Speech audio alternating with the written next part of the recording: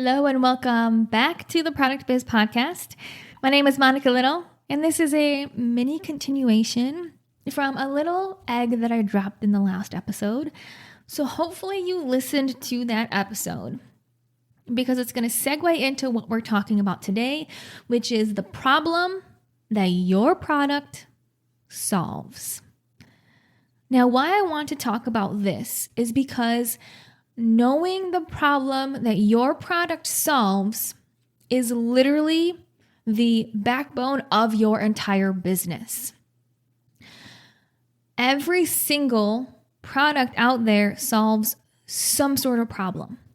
And I hear it over and over and over from small business owners that they have one of two issues with this statement. Number one, they don't know what problem their product actually solves.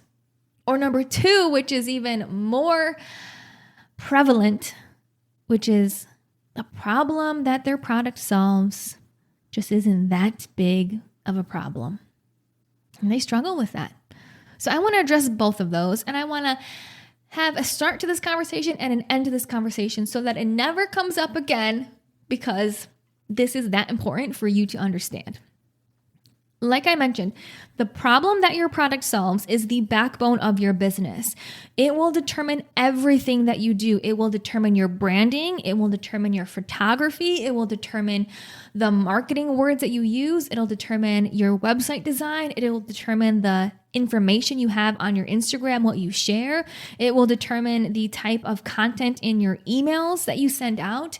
It will literally be the North Star driving factor of every single thing that you do in your business. What most people do is they haven't defined this problem, so they have no cohesion in their business, and they're kind of all over the place in both their content, also the types of products they come out with. They have a bajillion different products because they don't even know what their business stands for. Their content's all over the place, the website's all over the place. There's no cohesion, and people just don't know what you stand for. What I want you to think of is specifically how your product helps someone. What do they have to be thinking or feeling or going through the moment they hit buy? And I want you to get super specific, like super specific, because the more specific you are here, the more you can differentiate yourself from others. Now, I'm going to share with you some from my Product Biz Academy members to get the juices flowing. But skincare is probably one of the easiest to give examples of because of the plethora of skin issues that they do solve, right? So the problem that a skincare business can solve is literally dry skin, eczema, aging skin, eye wrinkles, sensitive skin actually being healed, to have moisturized skin, to have glowing skin, to have soft skin. There's many of these that can be used as the problem that you solve. Simple, right? Now we start to go even deeper, and to me, these are still simple. Jewelry, solving the problem of giving people confidence. Jewelry, accessories, fashion, anything in that line primarily is to give people confidence or to give people a way to express themselves, okay? It's going to be one of those two angles. However, I want you to take it deeper than that because it's not just jewelry that you're selling. It's genuine gemstone jewelry, hand-knotted silk thread with color palettes from nature. Okay, weave that into the problem that your product solves. And think through those super specifics. Every single product solves a problem. And if your product didn't solve a problem, your business wouldn't exist. Point blank. End of sentence. People wouldn't buy it if it wasn't giving them some sort of solution. Now, people always think that it needs to be a negative solution. It needs to solve a skin issue. It needs to be something that's negative that has to be resolved. But there's also the positive solutions of giving someone a freaking gift that they love. Maybe it's not negative in terms of skin issues. It's more positive in terms of gift giving, but it's still a problem that is being solved. And if your product did not solve a problem, it would be a nonsensical product that would not be needed by anyone, which means you wouldn't get any sales. So if you have even one sale, it means you solve a problem and you are helping people in some way. Congratulations, you've impacted a human being on this planet.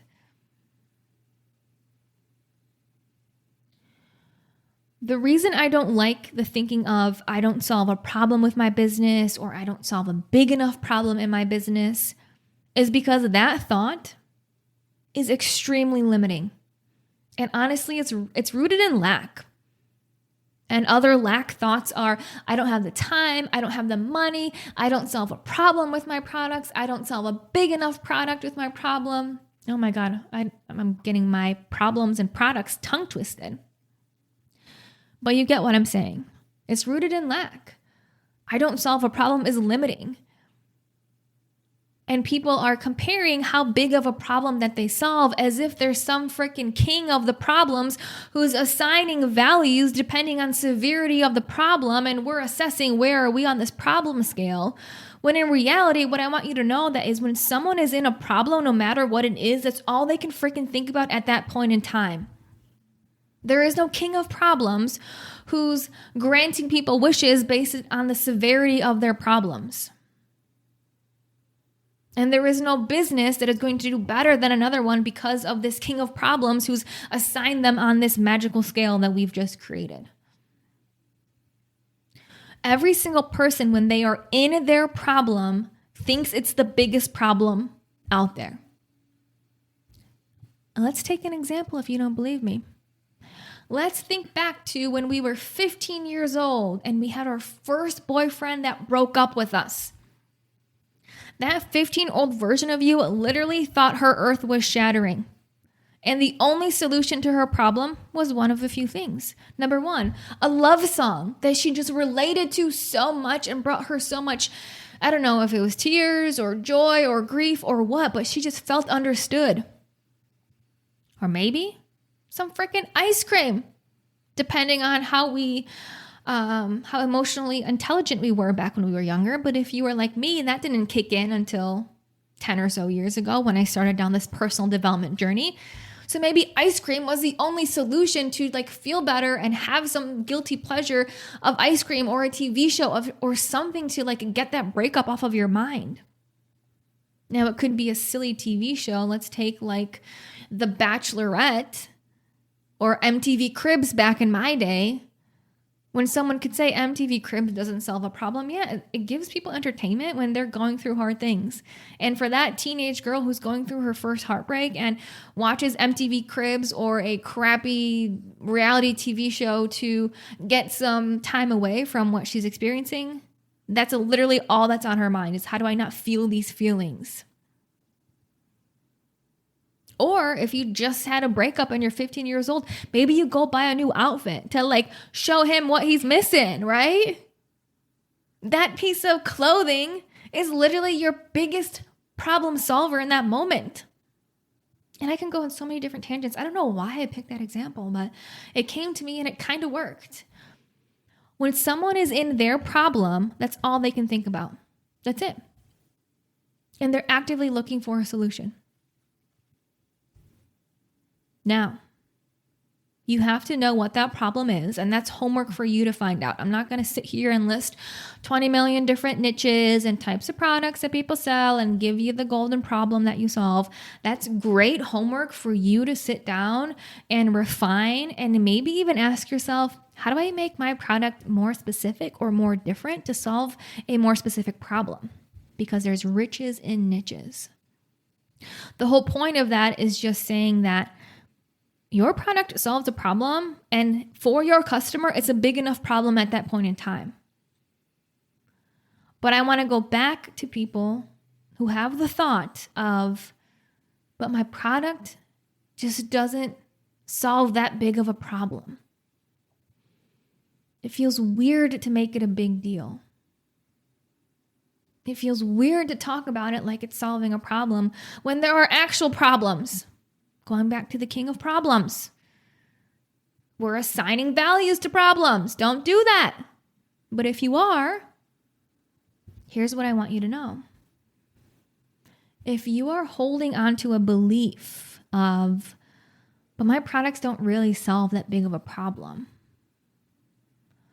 When you hold on to something, it's because it's something you want to keep. So you have to ask yourself, why do you want to keep this thought? How is it actually helping you? What's the secondary gain? What's underneath the surface of why we are clutching to this, I'm going to call it a quote unquote excuse of, but I don't really solve a big enough problem. And if you pause and ask yourself that question of, why am I not owning the problem that I solve? Why am I calling this a small problem? Why am I not confident in the problem that I solve? It's probably because if you realize that you did solve a problem and it was a big problem, you would have to own it. And if you owned it, you would have to speak up. And if you speak up, you might get judged. You might get canceled. People might not like what you say. You might get kicked out of the tribe, which goes back to Maslow's hierarchy of needs. Maslow's? Don't know how to say it, his name. I think it's Maslow's. The hierarchy of needs basically has this triangle that shows the different levels of needs that we have as individuals. Now, the first one, I'm going to actually pull it up because I don't know some of the ones at the top, off the top of my head. The first one is psychological needs like food, water, shelter, clothing, sleep. The next one is safety and security, health, employment, family, social ability. Then we have love and belonging, self-esteem, and at the top we have self-actualization.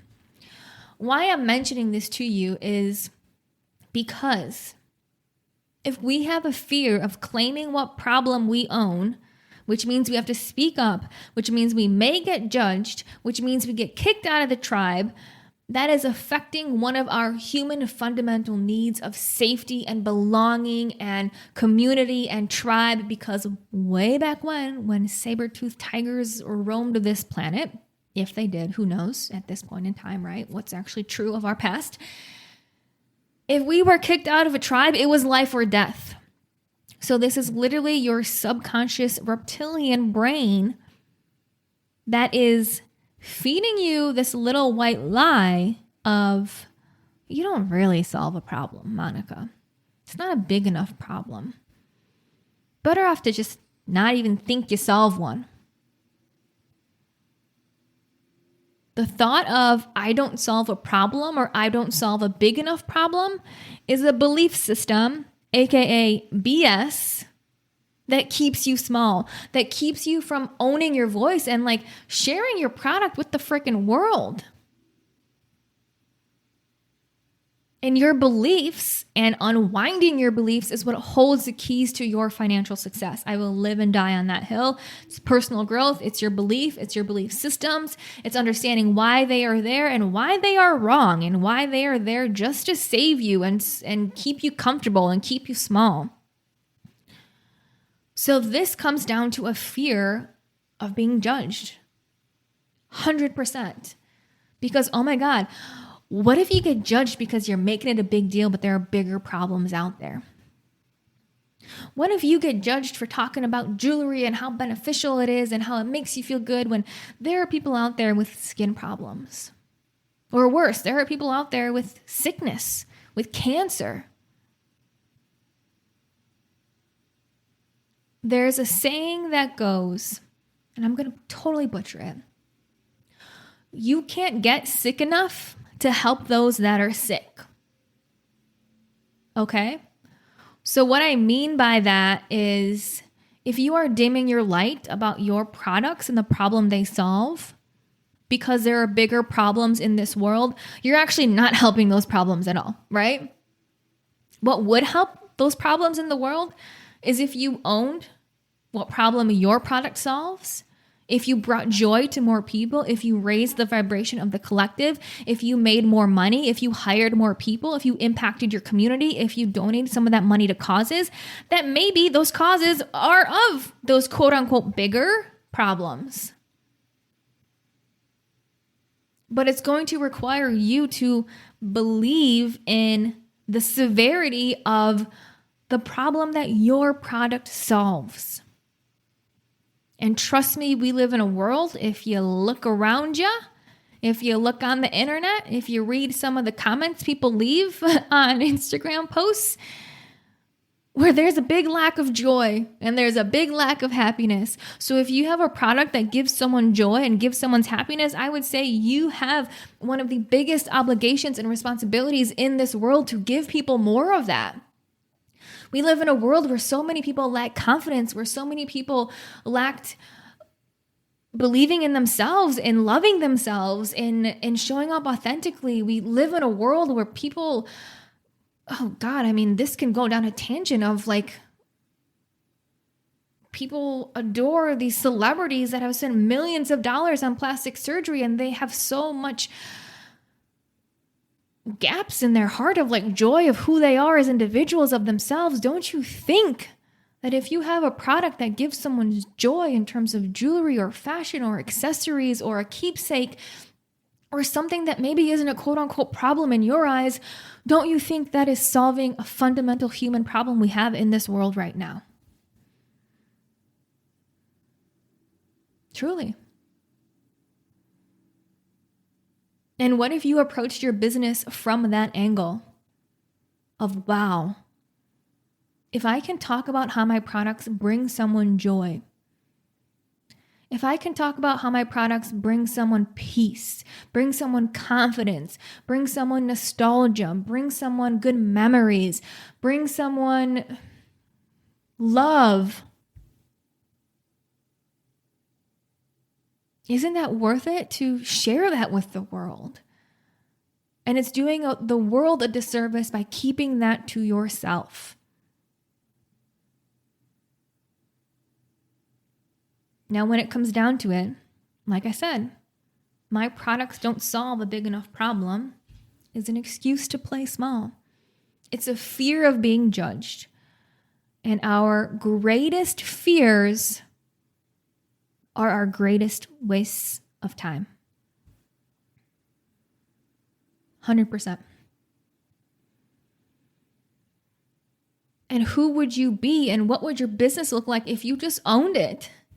If you owned the amazingness of your product and the joy it gives people, the confidence, the whatever it makes people feel, if you freaking owned that and shouted it from the rooftop and you saw the value that you were bringing to this world and to your customers and to every single person that you impacted, how would your life, how would your business, how would your Instagram, how would your presence in every aspect of your business be different? And what do you think is the successful business owner? That version or the current version? Who's saying, oh, my products don't really solve a problem.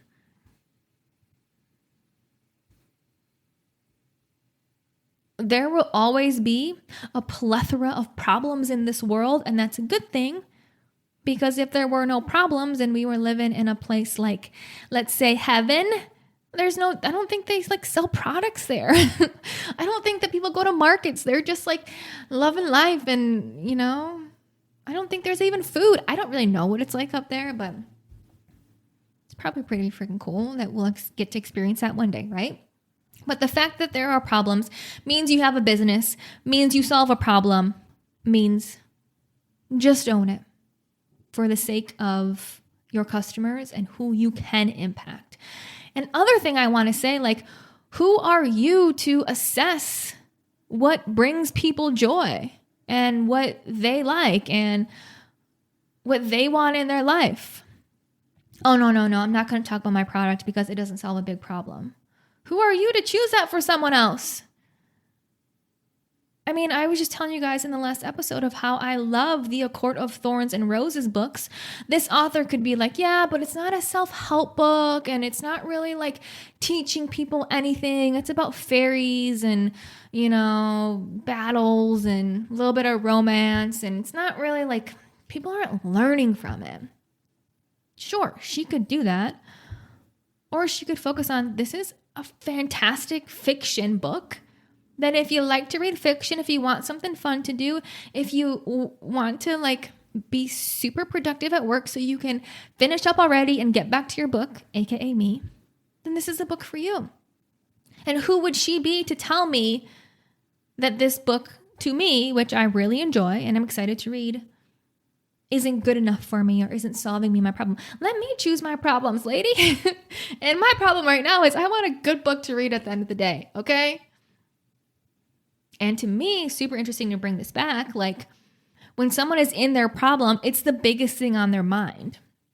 For me, finding joy after work has been something I've been really focusing on, and finding hobbies. And I have some that I love. Like I love to go on walks. I go in the morning, love to journal and meditate. I do that in the morning. And it's been more of like, what do I want to do in the afternoon that I love? Like after my work day is over. And I go to my Barry's class, workout class a couple times a week, which I love. But then sometimes in the evening, it's like, what else is there to do? We don't watch TV unless it's the weekend because, in my opinion, whole other rabbit hole. Not a fan of TV and the conditioning and all the shit that goes on with the world.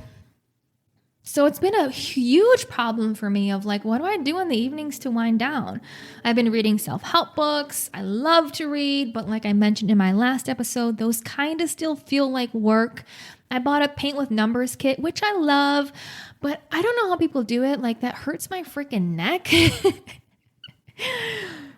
And I even tried taping it to the wall and then like my feet were getting numb for standing so long. I don't know. Is this what aging really comes down to? I guess so. Neck hurts, your feet hurt, you can't win. So to me, the biggest problem has been, how can I create something that brings me more joy at the end of my day? And this problem 100% is literally for the last 3 days since I've gotten it in the mail is all I can think about. And this has been the solution to my problem. And I'm so freaking excited about it that I talked about it for 15 minutes on the last podcast.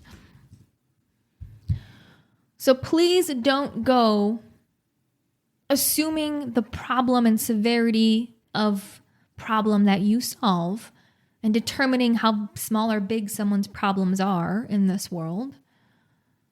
And instead, love your products enough and believe in them enough to stand in your truth no matter the cost, because trust me, everyone will benefit.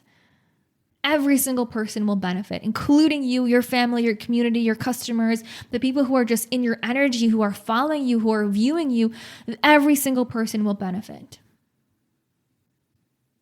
And at the end of the day, the questions you have to ask yourself are, what do you fear more? Do you fear being judged for like owning your products and the problem they solve and talking about it? Or do you fear not living to your potential? Do you fear being judged? Or is it a bigger fear to show your kids what it means to play small and they end up playing small too? Because they're like little sponges just soaking up everything you do. What do you fear more? Being judged or changing your life, growing your business, showing yourself what is possible, showing your family what is possible, impacting your community, everything that I've already said, but let's say it once more because it's that important. And what do you fear more? Being judged for making your products a big deal or changing the life of the person who decided to buy it because of how you spoke about it? The choice is always up to you, but one will lead to a completely different life. And how will your life look different over the next 30, 60, 90 days if you relentlessly, without a doubt, own how amazing your products are and the problem they solve, and how you cannot wait for another customer to purchase them because they are so beneficial in XYZ reason. How would your life be different, and who else would you impact? And that should drive you every single day, with every single word, with every single action that you take. And that, my friend, is what I wanted to share with you today. So your homework is to write down the problem or problems, because there's more than one for most of you, that your products solve. And I want you to take this one step further and do this exercise. I want you to write 50 reasons. 50. Yes, 50.